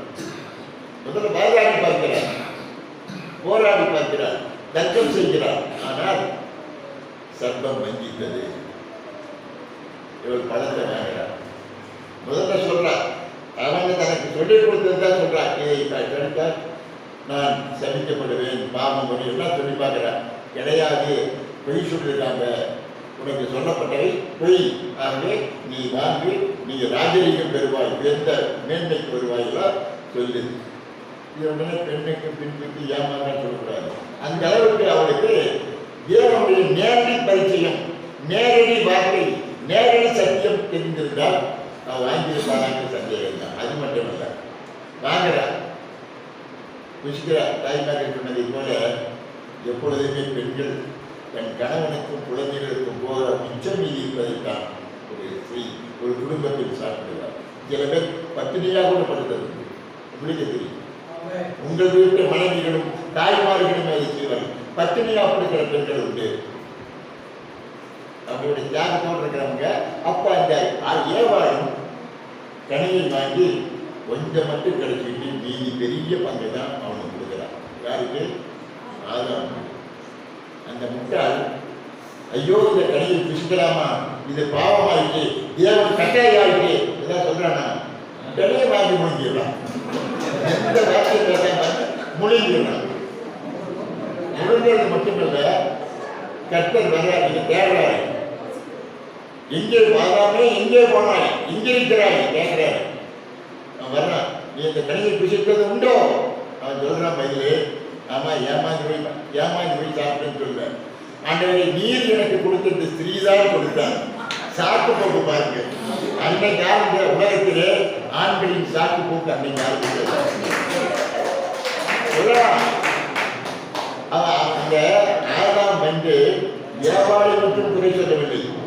ஆண்டவரே, நீர் கொடுத்த இந்த ஸ்திரீ, நீர் தான் காரணம். ஆண்டவா, நீ கொடுத்த இந்த பொண்ணு தான் இந்த பாவத்தின் காரணம். அப்போ அவன் குற்றவாளி கொண்டு நிறுத்துவது ஏவாளை மட்டுமல்ல, தன்னை படைத்த தேவனையும் அங்கே படைக்க முடிகிறார். நல்லா புரிஞ்சுக்கணும். வந்து இந்த நாள் சொல்லுவேன், யார் மூலமாக உலகத்தில் பாவம் வந்தது என்றால் ஆதாம் மூலமாகத்தான் வந்தது. அது காரணம் நேரடியாக தேவன் அவங்க தான் பேசுறார். அதனால அவனுக்கு கொடுக்குற சாபம் பெருத்து இவ்வளவு இவளுக்கு கொடுக்குற சாபம் ஆசீர்வாதத்தோடு கூடிய பாவம். நீ வழியோட குழந்தை பெறுவாய். இது ஆசீர்வாதத்தோடு கூடிய ஆசீர்வாதம். குழந்தை பிறப்புங்கிறது ஆசீர்வாதம், வழியோடு பிறப்பாய்கிறது சாபம். ஆனால் அவனுக்கு அப்படி இல்லை. நீயே அடர்ந்து திரிஞ்ச வியர்ந்து திரும்பி ரத்தத்துக்கு உடம்பு சம்பாதிச்சு போற சொல்லு பாருங்க. எது ஆசீர்வாதம், எது ஆசீர்வாத குறைவு? அப்போ இந்த ஒரு நிகழ்ச்சி உங்களுக்கு இதை உணர்த்தும். இதைய ஆண் பெரியவனா விசுவாசத்தில் பெற்றவன தேவ திருவிழை பெறுவதில், தேவ வார்த்தையை கடைபிடிப்பதில், முறைப்படுத்துவதில், நெறிப்படுத்துவதில் யார் தலை சிறந்தவர்கள் என்பதை இதில் நிகழ்ச்சியில் பார்க்கலாம். உடனே தீர்ப்பதினாதீங்க.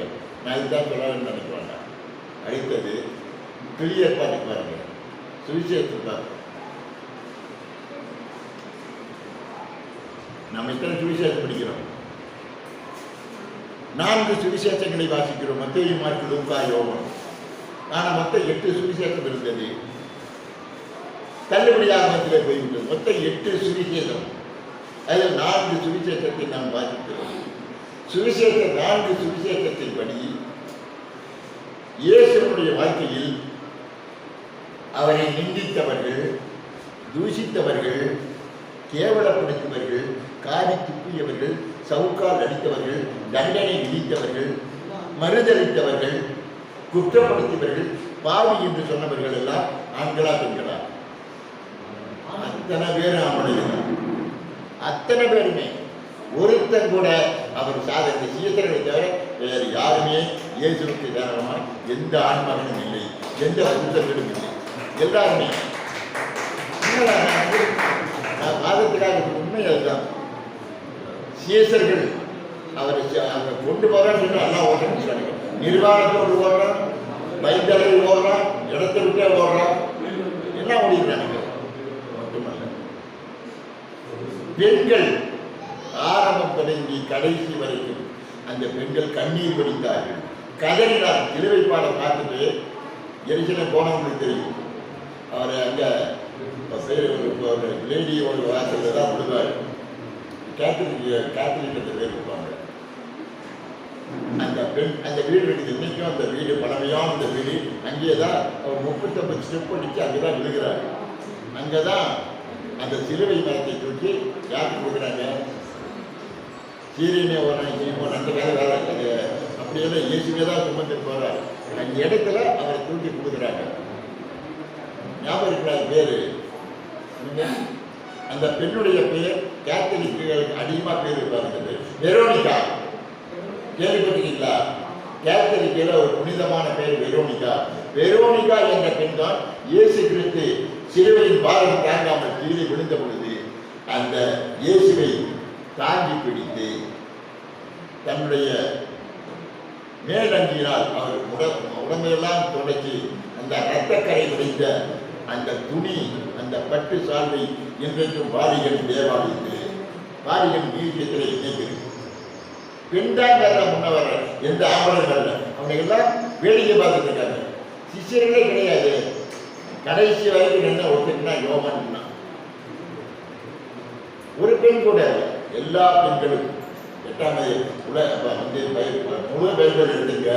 இயேசு பிதாவாகி தேவனுக்கு 172 பேர்கள் குறிக்கப்பட்டிருக்கு பைபிளில். 172 நேம்ஸ் இந்த பைபிள் காடை குறிக்கிறது, கர்த்தரை குறிக்க, பிதாவை தேவனை குறிக்க 172. முதல் பெயரை கர்த்தருக்கு வழங்கியது யார் தெரியுமா? ஆண் அல்ல, ஒரு பெண். நீர் என்னை காண்கிற தேவன், அதான் ஃபர்ஸ்ட் பேர். கொடுத்தது யாரு? ஆதாரம் முதல் பெயர் கொடுக்குறார். நீர் என்னை காண்கிறது. அப்பதான் அந்த பேர்கள்லாம் வருது. நித்திய விதா சமாதானம் பின்னால 172 பேர் முதல் பேர் தான். எல்லாரும் காட்டுக்கு சொந்த சீசர்களே இவரை அறிய சபிக்கவும், மறுதளித்தான் சபிக்கவும், அவர் நாசமா போகணும்னு சபிக்கிறான். அவரை தெரியவே தெரியாது சத்தியம் பண்றான். யாரு? நீங்கள் புகழ்ந்து பாராட்டுகிற பேதுருதான். யார் மேல் சபையை கட்டுவேன் என்று சொன்னாரோ அந்த பேதுருவே சொல்கிறான். 3 முறை மறுதளிக்கிறான், தெரியாது என்கிறான், சபிக்கிறான், அப்புறம் மறுதளிக்கிறான், சாபம் கொடுக்கிறான். நாசமா போகட்டும், என்ன தன்னை காப்பாற்றி கொண்டிருக்காரு. அங்க ஒரே ஒரு பொண்ணு மட்டும் உன்னை அங்கே பார்த்தனே நீ அவன் தானேங்கிற அவள் ஒரு அடி. அண்ணகர் பின்னவன் நல்லா ஞாபகம். எல்லா பெண்களும் சொல்லப்ப கேட்டாங்க. அவள் ஒரு அண்ணகர் அங்கே கூட்டிட்டு இருக்கிறான். யாரு ஒரு பெண் வரல சொல்லுவாள்ல, இவரை நான் இங்கே பார்த்து நீ அங்கே அன்பதோட இருந்தா சொல்லுவான். அவர்களில் நீ ஒருவன் அல்லவா அப்பா. அவள் வந்து ஒரு அன்னகர் பெண் அல்ல, அன்னகராகிய ஆணும் பெண்ணும் கொண்டாக இருக்கா. அத்தனை பேருமே 8ஆம் அதிகாரத்தில் பார்க்கலாம். சிஸ்டர்கள்லாம் எல்லாத்தையும் விட்டு கொண்டு போறது, அவர் பின்னால் போறது முக்கியமல்ல. யோகன்னாலும் சூசன்னாலும் மனிதனான மரியாதை இன்னும் அநேக துறைகள் முதல் அதிகாரம் 8ஆம் அதிகாரத்தில் முதல் வசனம் அத்தனை பெண்களும் தங்களுக்கு உண்டான சகலத்தை விட்டு சொந்த பந்த மாமியார் மேல கணக்குறிக்க பொருள் எல்லாத்தையும் விட்டு போட்டு தங்கள் ஆஸ்திகள் அத்தனையும் விட்டுட்டு அவருக்கு பின் சென்றார்கள். ஸ்பெசிஃபிக்காக அது இருந்தார். லூகாஸ் விஷயத்தை பார்க்க இருந்தாங்க. ஆண்கள் போறது முக்கியம் இல்லை, மனைவியை மறுத்து பிள்ளைகளை மறுத்து குடும்பத்தை வெறுத்து போறது முக்கியம் இல்லை. பெண்கள் போனார்கள், அத்தனையும் துறந்து ஆஸ்திகளையும் துறந்து அவர் முன்னாகவே சொன்னார்கள். இயேசு கண்ணீர் பற்றி சொன்னாங்கல்ல, பெண்கள் கண்ணீர் விட்டாதான் வாங்கிடுவாங்க என்று. இயேசுவையே கண்ணீர் விட வைத்தவர் ஒரு பெண்ணு தான். இயேசு கண்ணீர் ஜீசஸ் வெப்ட் வரும். ஜீசஸ் வெப்ட். இதில் 11ஆம் அதிகாரம் நினைக்கிறேன் 11:35. லூக்கா 11:35 அவர் இயேசு கண்ணீர் விட்டார். ரெண்டே வார்த்தை, ஜீசஸ் வெப்ட். தமிழில் இயேசு கண்ணீர் விட்டார். மலைகளா மரியாளுடைய கண்ணீரை செய்த வேதனையை செய்ய முடியாமல், லாசருக்காக அழுகிற அழகையை செய்ய முடியாமல் அவர் கண்ணீர் விட்டார். 3 இடத்துல இயேசு கண்ணீர் சென்றார். தேவாலயத்தை அழிந்து போகிற தேவாலயத்திற்காக கண்ணீர் சென்றார். கெத்சமனே தோட்டத்தில் பிதாவை நோக்கி ஜெபிக்கும் போது கண்ணீர் விட்டார். தனி மனுஷனுக்காக கண்ணீர் சென்றது மரியாள் மாற்றாளுக்காக மட்டுமே கண்ணீர் சென்றார். இயேசுவையே கண்ணீர் விட வைத்த விசுவாசம் தேவபக்தி அந்த ஸ்திரீயினுடையது. கடைசி அருமையா சொன்னாங்க சகோதரிகள். இயேசு கிறிஸ்து இந்த உலகத்திலே ஆண்களை தப்பணிக்க வேண்டாம், எங்கடா இது பெண்களுக்கு சார்பாக நினைக்க வேண்டாம். இயேசு கிறிஸ்து இந்த மண்ணிலே ஜனித்த பொழுது முதலாக அந்த தேவ மகனை, தேவ மைந்தனை, பிதாவின் குமாரை தரிசிக்கக்கூடிய, முகத்தை தரிசிக்கக்கூடிய பாக்கியம் ஆணுக்கு கிடைத்ததா, பெண்ணுக்கு கிடைத்ததா? யாரு கிடைத்தது? பெற்ற தாயாகிய மரியாளுக்கு. மரித்து உயிர்த்தெழுந்த இயேசுவை மறுபடியும் மரித்து உயிர்த்து எழுந்த அந்த இயேசு கிறிஸ்துவை காணக்கூடிய பாக்கியம் யாருக்கு கிடைத்தது? ஆணுக்கா பெண்ணுக்கா? அதுவும் மரியாள், மகேந்திரனா மரியாள். 2 மரியாளுக்கு கிடைத்த பாக்கியம் வேறு யாருக்குமே கிடைக்கல. சொன்னது போல சிலுவையில் அடைந்த பிறகு எடுத்து கல்லறையிலே அடக்கம் பண்ணினார்கள். எல்லாரும் ஒட்டமுடி இல்லை, தால் போட்டுருக்காங்க. எல்லாம் ஓட்டமுடி போய் தால் போட்டுருக்காங்க. அங்கேயே நின்றவள், காத்திருந்தவள், கண்ணீர் சிந்தி கொண்டிருந்தவள் யாரு? மரியாள். அதை தான் ஓடுறான். யாரை பார்க்க? சீசர்களை பார்க்க ஓடி கதவை தட்டி வெளியே வரவங்களை பார்த்து அவர் உயிர் தந்தார், நான் அவரை கண்டேன்னு சொல்றாங்க. யார் 12 சீடர்ல 2 பேர் ஓடுறாங்க. அப்ப யோவான் சிலுவையில் 6 பேருக்கு அங்கே இருந்தான். அதுக்கு பிறகு நமக்கு இந்த கை தான் வரும், நமக்கும் இதே சிலுவைப்பாடு வரும் என்று நினைத்து அவனும் ஓடி போயிட்டான். கடைசியில் ஒரு சீடன் கூட இல்லை, தப்பா நினைக்கூடாது, ஒரு சீடன் கூட ஏற்றுக்கோடு இல்லை. மரியாள் தான் விடியற் காலத்தில் ஓடினாலும் வரும். ஆனால் பல சுவிசேஷங்கள்ல அவர் சிலுவைப்பாடு ஆகும், சிலுவை நேரத்தில் பூரா அங்கேதான் இருந்தா. அப்படின்னு காலையில் பார்க்குறா, ஓடுறா. அங்கே சொன்ன 2 பேர் தான் படுறாங்க. யோவானும் பேதுரும் அங்கே நடந்தார்கள், ஓடினார்கள். வேக வேகம் 20 பார்க்கலாம். நான் 10-20 பேர் ஓடினார்கள். வேக வேகமாக ஓடினார்கள், துரிதமாக ஓடினார்கள். வந்தார்கள், நின்றார்கள், கண்டார்கள், திரும்பி போனார்கள். வந்தார்கள், நின்றார்கள், கண்டார்கள். அவர் சொன்னது உண்மைதான். கண்டார்கள், என்ன பண்ணாங்க? நின்றாங்களா? திரும்பி போனார்கள். ஆகவே ஸ்ரீயே யாரை தேடுகிறாய்? அந்த ஒரு பெண்ணை பார்த்து இயேசு கிறிஸ்து சொன்ன வார்த்தையில உலகத்தில் இருக்கக்கூடிய அத்தனை பெண்களையும் அத்தனை ஸ்திரீகளையும் நோக்கி அவர் சொன்ன வார்த்தை, ஸ்ரீயே யாரை நீ உங்களதான், ஸ்திரீயே யாரை தேடுகிறீர்கள்? என்னங்க அர்த்தம்? ஸ்திரீகள் சர்ச்சுக்கு போய் தேவனை தேடுகிறார்கள். ஸ்திரீகள் சாராய பாருக்கு போய் புருஷனை தேடுகிறார்கள். அதுக்கு தானே இல்லையா கேட்டாங்க. சர்ச்சுக்கு போறவங்க பூரா பெண்கள், பாரில் சர்ச்சு பண்ற புருஷனுக்கான சர்ச்சை பண்றது பூரா இன்னைக்கு அநேக குடும்பங்கள் கல்யாணம் நடக்குது. வேடிக்கைக்காக சொல்லவில்லை. என்ன போது நான் பார்க்கிறதுக்கு நீங்கள் எல்லாமே தகவல் சொன்னதை போல உங்களை எல்லாம் உருவாக்கியவர்கள், தயாராகிட்டாலும் உங்களை நெறிப்படுத்தி தெய்வீக பணிக்கென்று ஊழியத்திற்கென்று அர்ப்பணித்தவர்கள் உங்கள் அப்பா, உங்கள் அம்மாவை அப்பாவை விட உங்கள் மனைவி தான் காரணம். மறுக்க முடியாது. மனைவி மட்டும் மறுத்தால் நீங்கள் ஸ்டாண்ட் பண்ண முடியாது. உங்களுடைய ஸ்டெடினஸ் வரவே பண்ணலாம். அது முக்கியமான காரணம். பிரியமானவர்களே, இந்த தீர்ப்பை பொறுத்த வரைக்கும் யார் கொடுக்கலாம்? ஜூரிஷன் என்பவர்கள் யார் கொடுக்கலாம்? ஒரு தீர்ப்பு வச்சுருக்கிறேன். ஒரு பேட்டி ஐயா விரும்புகிறேன். வேற ஏதாவது பேசணும் கூட பேசலாம். உலகத்துல ஒரே ரத்தத்தினால தான் மனிதர்கள் தோன்றப்பட்டாங்க.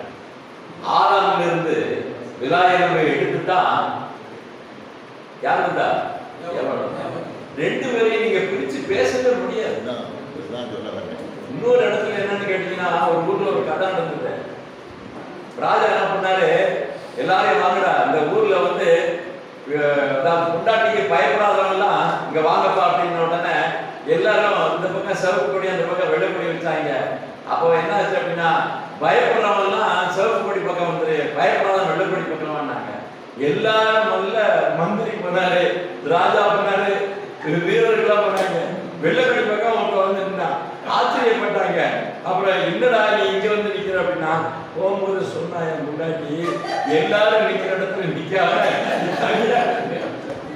அது மாதிரி தீர்ப்பை சொல்லி கொடுத்தாங்க ஐயாவுக்கு. உள்ள சொல்ற என்ன அப்படின்னா, பைபிள்ல ஒரு உண்மை இருக்குது. அதாவது ஏவாளுக்கு அப்புறமாக 2000 ஆண்டுகளாக பெண்ணுடைய பேரே கிடையாது, சாராதான் வராங்க. அப்ப சிறப்பு ஆண்களுக்கு தான் இருக்கு அப்படின்னு சொன்னாலும் கூட ஆணிலிருந்து தான் பெண் உருவாக்கப்பட்டார்கள். இதையும் நம்ம மறுக்க முடியாது, ரெண்டு பேரையும் பிரிக்க முடியாது. இதுதான் முக்கியமான கருத்து.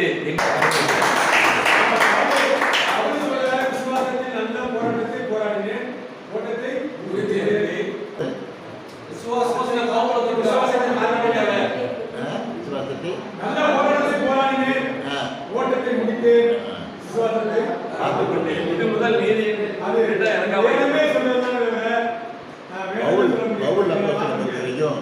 பவுல் வந்து கல்யாணம் வந்து என்னன்னா, விசுவாசத்துல ஆண்களா பெண்களா குடும்பத்துக்கு இது சம்பந்தம் இல்லை. விவாதத்துல வந்து விசுவாசத்துல ஆண்களா பெண்களா, ஒரு ஆண் மகனுடைய சொன்னாங்கல்ல,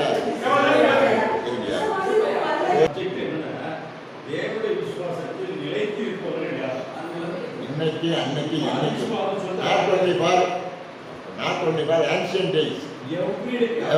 அதாவது நேற்றும் இன்றும் என்றும் அதான் முக்கியம்.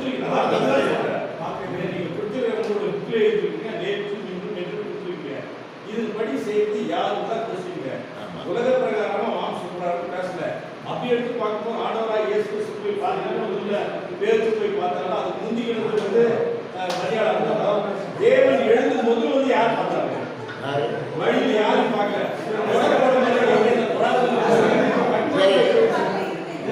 வீட்டில் வரல, வீட்டில் வந்து உங்க வீட்டுக்கு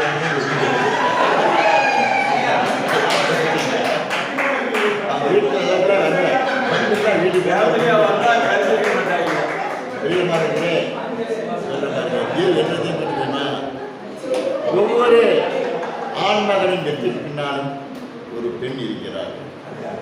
பின்னாலே மட்டுமல்ல பெண் இருக்கிறார், முன்னாலும் நாம் நினைக்க முன்னால் மட்டுமல்ல முன்னாலும் பெண்ணால் இருக்கிறார். ஆகவே ஒரு ஆண்மகன் ஊழியனாக ஜொலிக்க வேண்டும் என்றால், பிரகாசிக்க வேண்டும் என்றால், வெற்றி பெற வேண்டும் என்றால், அவனுடைய தகுதி, விசுவாசம், வல்லமை, வரம், வானத்திலும் பூமியிலும் உங்களுக்கு கொடுக்கப்பட்ட சகல அதிகாரங்களையும் வல்லமைகளையும் உங்களுக்கு கர்த்தர் கொடுத்திருக்கிறார். அந்த வல்லமைகளையும் வரங்களையும் நிறைவேற்றுவதற்குரிய சூழ்நிலையை குடும்ப நிலவரத்தை உங்களுக்கு நெறிப்படுத்துகிறவர் பெண்ணாக இருக்கிறார். நீங்களும் முக்கியம்.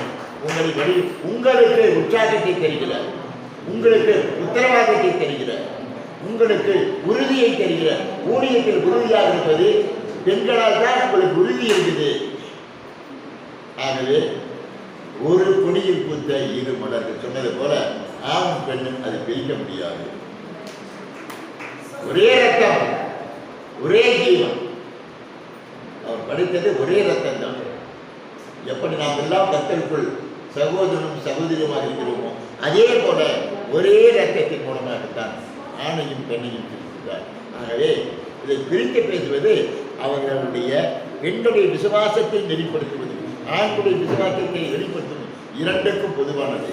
ஆகவே நம்ம சிங்கம் ஐயா ரொம்ப ஆக்ரோஷமாக பேசினார். சிங்கம் இல்லை உண்மை. ஏன்னா அவருக்கு அந்த தனியா வந்துட்டு வேதத்தின்படி திருப்பி சொல்லுங்கய்யா.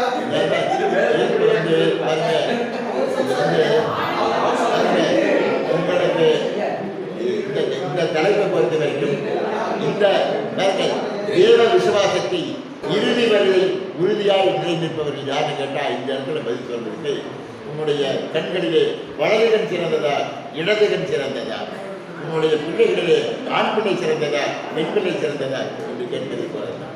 நாம் ஒருத்தரை கொண்டு விட்டுக் கொடுக்க முடியாது. ஆகவே இருவருமே ஒருவருக்கு ஒருவர் துணையாக தேவ விசுவாசத்தை பார்த்துக் கூறி இந்த பட்டிமன்றம் ரொம்ப அழகாக பேசுறீங்க. பட்டிமன்றத்துடைய பெருமை எனக்கு தெரிஞ்சிருக்கு. எவ்வளவு ஜனங்களை கேட்டுருக்கவங்களுக்கும் ஒரு வேகம் பிறக்குது. அதுதான் முக்கியம். அதை இந்த பட்டிமன்றம் மேற்படுத்தி ஆபரேஷன் வரும். அது தேவை.